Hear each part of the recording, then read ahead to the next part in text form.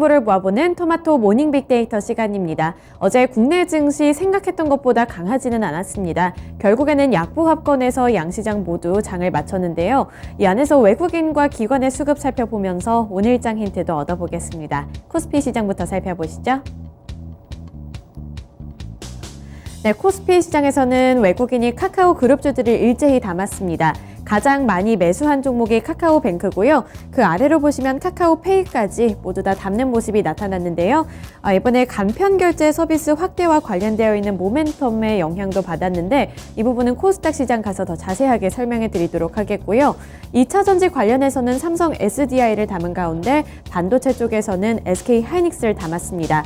최근에 2차 전지 그리고 반도체를 향한 투자 심리가 약화가 되고 있지만 이 안에서 대표적인 종목들을 한 가지씩 모두 다 매수했다는 점 체크해 보셔야겠고요. 또 삼성화재 쪽으로도 외국인의 매수세 들어왔습니다. 삼성화재 같은 경우에는 주가 흐름이 5거래일 연속으로 상승 흐름을 이어가고 있습니다.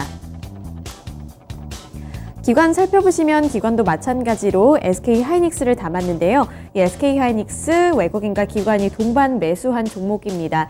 최근에 전망이 그렇게 좋지는 않았지만 매수세가 유입됐다는 점 체크해 보시면서 투자 포인트 잡아 보셔야겠고요. 아래로 보시면 현대미포조선 쪽으로도 기관의 매수세가 나타났습니다.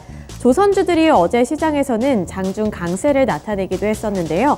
현대미포조선 같은 경우에는 4.89% 오른 채로 장을 마쳤습니다. 국제 유가가 상승세를 이어갈 것이라는 기대감이 조선주를 향한 투자 심리를 개선을 시켰는데요. 국제 유가 상승은 보통 조선주의 호재로 여겨지고 있기 때문에 어제 기관 쪽에서는 대표적으로 현대미포조선을 담았습니다. 그 아래로 국제 유가와 관련되어 있는 S51도 함께 담았고요. 한미약품과 한국항공우주 쪽으로도 기관의 매수세 나타났는데 한미약품 같은 경우에는 특징주 가서 더 자세하게 보도록 하겠고요. 한국항공우주, 우주항공 관련해서는 2거래일 연속으로 상승세를 나타내고 있습니다. 매도한 종목들 살펴보겠습니다.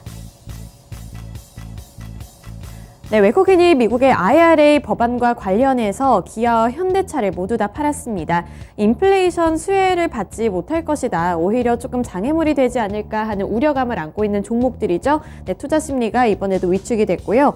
또 네이버와 카카오 같은 플랫폼주들, 성장주들 쪽에서도 외국인의 매도세가 나타나고 있습니다. 또 아래로 LG에너지솔루션, 2차전지 셋업체 쪽에서 가장 대표적인 종목인데 최근 투자 심리가 약화가 되면서 외국인의 매도세까지 함께 포착이 됐습니다. 기관 마찬가지로 완성차 업체들 모두 다 팔았습니다. 현대차, 기아가 있고요. 또 2차 전지 관련해서도 투자 심리가 약화가 되고 있는데요. 삼성 SDI 그리고 소재 쪽에서는 포스코케미칼, 기관의 매도세 나타나고 있습니다. 포스코케미칼 같은 경우에는 지속적으로 말씀드리지만 양극재와 음극재 때문에 시장에 관심을 많이 받았는데 최근에는 좀 이렇게 조정을 받고 있는 모습이 나타나고 있습니다. 또 NC소프트 같은 경우에는 신작과 관련해서 기대감을 받았던 종목인데 어제는 투자 심리가 또 한 번 악화가 됐는데요. 우려감을 안고 있는데 특징주 가서 더 자세하게 살펴보시죠. 특징주 살펴보겠습니다. 첫 번째 특징주 한미약품입니다. 한미약품이 글로벌 감기약 품귀 사태 지속에 따라서 4거래일 연속으로 상승 흐름을 이어갔는데요. 중국이 코로나19 방역 조치를 완화를 하고 또 해열 진통제 등 감기약 판매 규제를 해제하면서 감기약 품귀 사태가 지속적으로 나타나고 있습니다. 유럽과 중국 등 이렇게 전 세계적으로 의약품 및 감기약 대란 소식에 국내 제약주들을 향한 관심도가 높아지고 있는데요. 코로나19가 확산 기미를 보이고 이렇게 감기약 품귀 현상이 전 세계적으로 번지게 되면서 국내에서는 식약처가 이달 1일에 18개 제약회사의 감기약 18개 제품에 대해서도 긴급 생산 명령을 내렸습니다. 여기에는 한미약품의 서스펜도 해당이 되는데요. 이에 따라서 한미약품이 대표적인 종목으로서 외국인과 기관의 관심을 받았습니다. 두 번째 특징주 살펴보겠습니다. NC소프트인데요. 신작 때문에 관심을 받았는데 어제는 신작 흥행 불안감에 급락을 했습니다. NC소프트의 신작인 TL의 흥행 부진 우려가 주가에 반영된 건데요. 경쟁사인 블리자드가 최근 디아블로4를 내년 6월에 출시하겠다고 밝히면서 같은 달 출시 예정인 TL과 대결이 불가피해졌기 때문입니다. 이렇게 두 가지 대작이 맞서게 되면서 흥행에는 어느 정도 걸림돌 그리고 제약이 발생할 수 있겠다. 이런 우려감 때문에 어제 시장에서는 주가가 급락했습니다. 코스닥 시장 살펴보겠습니다. 코스닥 시장 외국인 살펴보시면 에코프로를 가장 많이 사들였고요. 그 아래로 보시면 미래나노텍도 담았습니다. 미래나노텍 최근에 2차전지 리튬과 관련해서 주목을 많이 받았던 종목인데 최근 주가 흐름 자체는 하향 추세입니다. 하지만 외국인이 다시 한번 담았다는 점 체크해 보셔야겠고요. 또 아래로 케어젠이 있습니다. 케어젠 제약바이오 관련해서는 12월에 들어서 31% 급등하는 모습을 나타내기도 했는데요. 최근에 당뇨병 혈당 관리와 관련이 되어 있는 프로지스테롤 제품이 이라크에서 FDA 승인을 받았다는 소식과 함께 큰 관심을 받고 있는데 이번에도 외국인의 매수세가 함께 나타났습니다. 또 제약바이오 쪽에서 네이처셀도 담았고요. NHN 한국사이버결제 이번에 간편결제 서비스와 관련한 모멘텀이 있었는데 특징주 가서 더 자세하게 살펴보도록 하겠습니다. 기관은 콘텐츠 관련 종목들 이번에도 담았습니다. 대표적인 종목이 CJ ENM이고요. 그 아래로 스튜디오 드래곤도 있고요. 또 2차전지 관련해서는 에코프로 BM을 담았습니다. 제약바이오 쪽에서는 셀트리온 헬스케어 대장주를 담았고요. 아래로 NHN 한국사이버결제는 외국인과 기관의 동반 매수세가 나타났습니다. 매도한 종목들 살펴보겠습니다. 네, 외국인이 아프리카 TV 팔았고요. 그리고 스튜디오 드래곤 아까 기관은 샀는데 외국인은 팔았습니다.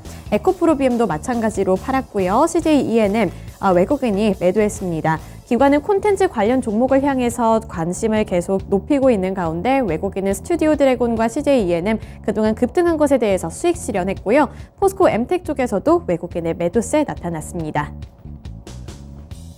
기관은 2차전지 소재 종목들을 많이 팔았습니다. 대표적인 종목들이죠. 에코프로, LNF, 그리고 대주전자재료까지 기관의 매도세 나타나고 있고요. 특히 대주전자재료 같은 경우에는 2차전지 음극재 관련되어 있는 종목인데 최근에 투자 심리가 좀 많이 불안합니다. 지속적으로 하락 추세를 나타내고 있고요. 아프리카 TV 외국인 기관 동반 매도한 종목이고요. 엔터즈 쪽에서는 JYP 엔터테인먼트 최근에 잘 가다가 지금은 쉬어가는 모습 나타내고 있습니다. 코스닥 시장에서의 특징주 살펴보시죠. NHN 한국사이버결제입니다. 이번에 국내 카드사들이 간편결제 서비스를 확대한다는 소식에 함께 부각을 받은 종목인데요. 카드사들이 네이버와 카카오 등 빅테크 간편결제 서비스에 대응을 하기 위해서 이 오픈페이를 이달 중순부터 서비스를 시작한다고 밝혔습니다. 또 여기에 아이폰의 간편결제 서비스인 애플페이마저 국내 도입이 임박하면서 여기에 맞서겠다고 나선 건데요. 여기서 대표적으로 NHN 한국사이버결제가 부각을 받으면서 외국인의 기관의 매수세가 나타났고요. 이에 따라 주가도 큰 폭으로 올랐습니다. 마지막으로 주요 일정 함께 살펴보겠습니다.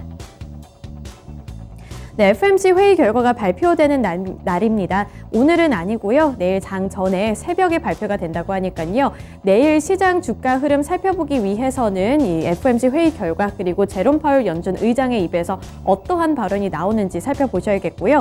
금리 인상과 관련해서 이번에는 50bp 가능성이 더 커진 분위기인데 확실하게 좀 체크를 해보셔야겠습니다. 그리고 영화 아바타 물의 길이 국내에서 오늘부터 개봉이 된다고 하는데요. 해외에서는 평가가 굉장히 좋았습니다. 따라서 기대감이 국내 증시에도 유입이 되면서 이 관련 콘텐츠 관련 종목들 최근에 주가가 많이 올랐는데 이 반응을 실제적으로 살펴보기 위해서는 오늘부터 함께 평가도 살펴보셔야겠습니다. 네, 이렇게 주요 일정까지 함께 살펴봤고요. 지금까지 토마토 모닝 빅데이터 시간이었습니다.